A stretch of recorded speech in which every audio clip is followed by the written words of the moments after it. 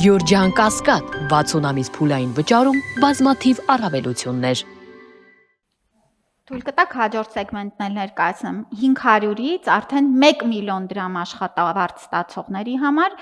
զինապահին ուղղվող գումարները կազմում են 8500 դրամ, կշարունակեն վճարել 1000 դրամ, մնացած 7500 դրամը կուղղեն առողջության ծախսին։ Եվ այս սեգմենտի համար սոցկրեդիտների վճարը կշարունակի մնալ ամսական 4000 դրամ, այսինքն մենք իրենց կշարունակենք այն նույն քաղաքականությունը, ինչ որ այսօր կա։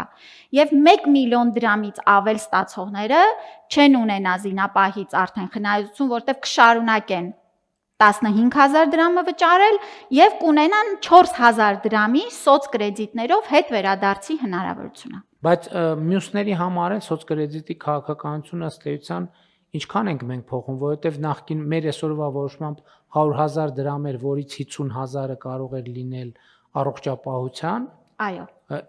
Փոխվում է, մի քիչ է փոխվում էական, մի քիչ։ Փոխվում է միայն 200-ից 500,000 դրամ ստացողների համար եւ 4000-ը դառնում է ամսական 6000 դրամ։ Այո, դե նկատի ունեմ, կրթության կտորն էլ մեկը մնում է այդ պարագայում։ Էլ չեմ ասում քաղաքացին ինքը ընտրություն ունի, որ կտորի համար օգտագործել կրթության, թե այլ։ Շատ լավ, ըստ էության անցանք թեմաների վրայով, ինչ բաց թողեցինք պարոն Գրիգորյան։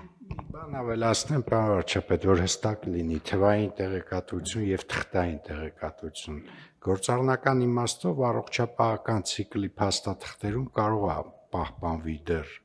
թղթային մինչեւ 28-ը, բայց ֆինանսական շարժերը լինելու են բացառապես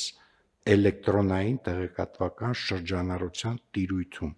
այսինքն եթե չկա արմեդում ներբեռնված տեղեկատվություն, չկա ֆինանսավորում։ Դա երաշխավորելու է հետագծելիություն, ես հասկանում եմ, եթե շտապ օգնության բժիշկը չունի պլանշետ, կարող է պատահի ինքը այդ պահին անկետան թղթով լրացնի, բայց եթե ինքը հետո այդ տվյալը չմտցնի արմեդ, այդ տվյալը հիմք չի հանդիսանա որևէ ֆինանսավորման համար։ Ինչը նշանակում է, որ մենք բոլորս պիտի պատկերացնենք, որ ցանկացած գործառույթ, որին հետևելու է ֆինանսավորում, հավերժ հետագծելի է մնալու եւ քաղաքացու համար, եւ բուժ հաստատության համար, եւ ֆիսկալ մարմինների։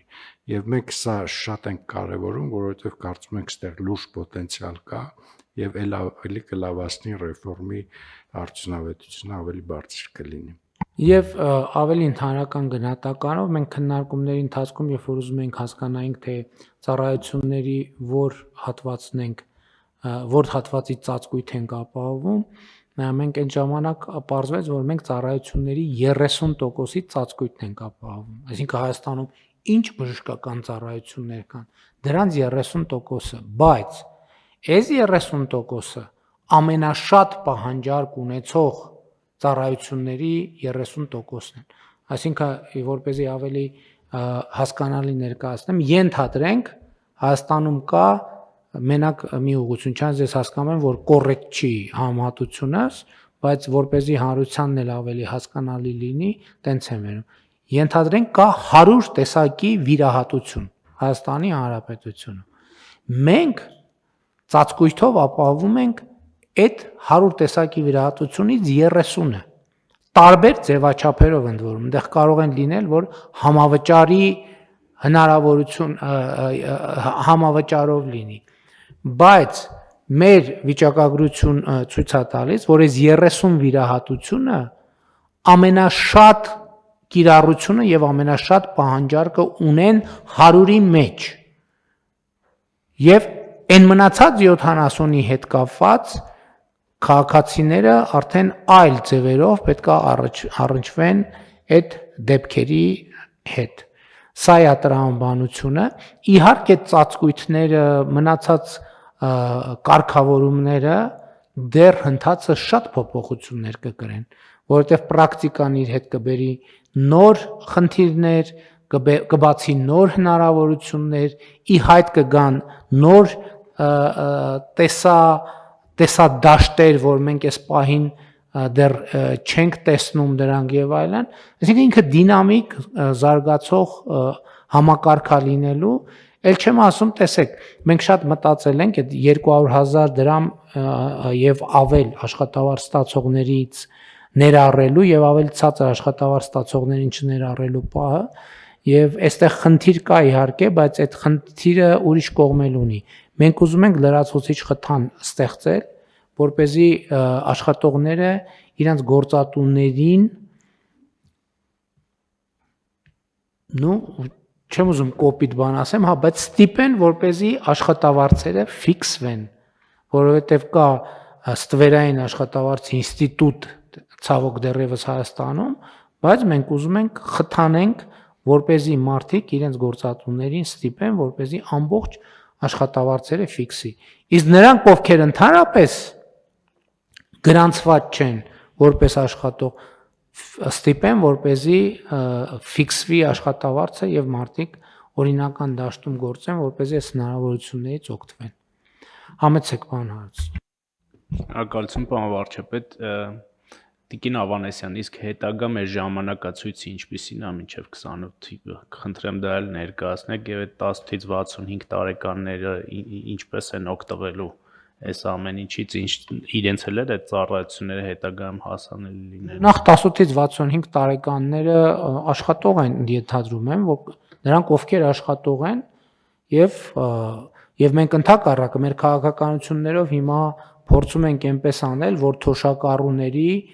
խթանենք, որպեսզի նրանք աշխատեն։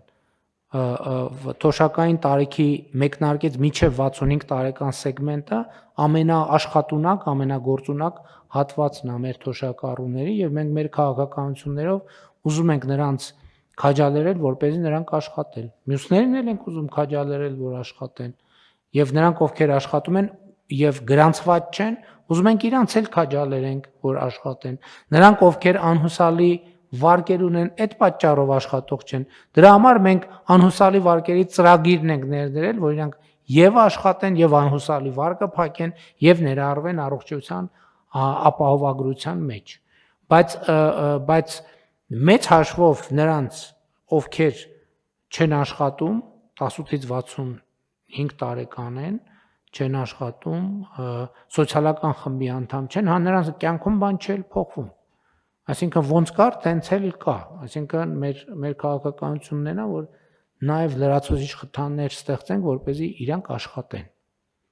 Համեցեք։ Եթե թույլ տաք, պարոն վարչապետ, շատ կարևոր է, որ այս համակարգը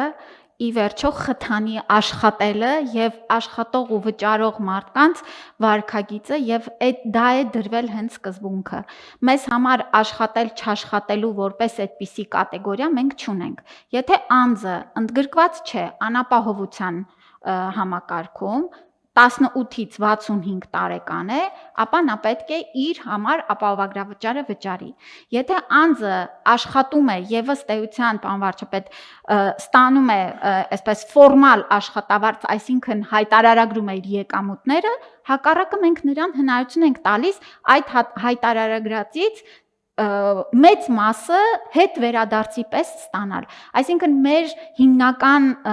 նաև շատ սկզբունքային կետերից էր, որ մեր խրախուսման մեխանիզմները հենց այս վարքագիծը խրախուսեն եւ ոչ թե աշխատել չաշխատելու հարցը դրվի։ Տեսեք, շատ հետաքրքիր թեմայի անդրադարձակ Տիկին Ավանեսյան։ Ենթադրենք մարդը ինչ որ ձևով աշխատում է, ինքնազբաղված է, ինքը եկամտահարկ չի վճարում։ Այսինքն ինքը պետության համար ինքը չաշխատող մարդ է։ Ինքը ինչ հնարավորություն ունի։ Ինքը հնարավորություն ունի համընդհանուր հայտարարագրով հայտարագրի իր աշխատածը, վճարի եկամտային հարկը, ձեռք բերի վճարի առողջության ապահովագրության համար եւ այդ վճարածի հատվածը, ինչպես մյուսները, հետ ստանա։ Բայց եթե մարդը ինքը հարկային գործակալ, այդ դեպքում ո՞նց է մարդը վճարելու, որովհետեւ հիմա ենթադրում եմ, որ մյուս աշխատողներին մենք տեսնում ենք եւ իրանց եւ մյուս շահառուներին եւ իրանց ինքնաբերաբար ներառելու ենք համակարգի մեջ։ Երբ որ հիմա մարդը որոշեց, որ ասեցա ոնց որ հետաքրքիր բան է, ես գնամ եկամուտս հայտարարագրեմ կամ հայտարարած եկամուտս հաստատեմ։ ինքը որ խողովակով է գալու ինտեգրվի համակարգին։ Պարոն վարչապետ, ինքը եթե անհատ ձեռնարկատեր է, ապա անհատ ձեռնարկատիրոջ կողմից ինքը կհանդիսանա իր հարկային գործակալը, ինչպես այսօր է թե հաշվետվություններ է ներկայացնում եւ թե վճարումներ է անում։ Եթե անհատ ձեռնարկատերել չի, ուղակի անհատ է, որը 28 թվականից կընդգրկվի, այսինքն մեր վերջին խումբն է, դա գյուղացիական տնտեսություններում զբաղվածներն են եւ այլն, անձը ինքը պիտի ուղիղ վճարում իրականացնի ապահովագրական հիմնադրամին